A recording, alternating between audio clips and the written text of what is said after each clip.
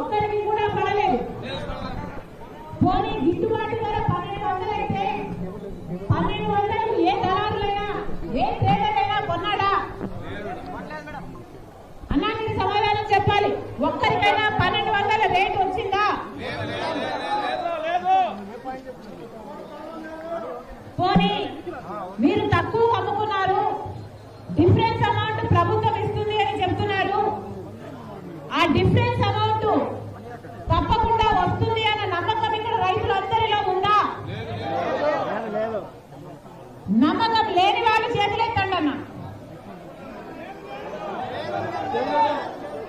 ప్రభుత్వము difference amount ఇస్తుందో లేదో మాకు భయంగా ఉంది అన్న వాళ్ళు చేతులెత్తండి.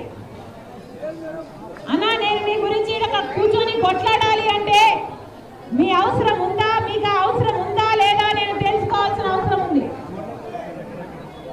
ఉల్లి రైతులందరినీ అడుగుతున్నాం, ప్రభుత్వం ఆ డిఫరెన్స్ అమౌంట్ ఇస్తుంది అన్న నమ్మకం లేని వాళ్ళు చేతులెత్తండి.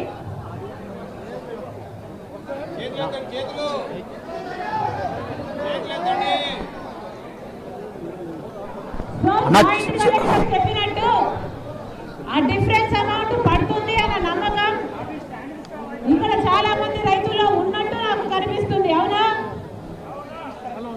మీకు నమ్మకం లేకపోతే రాజశేఖర రెడ్డి బిడ్డ ఇక్కడే ఈ రోజు కూర్చొని నిరాహార దీక్ష చేస్తుంది.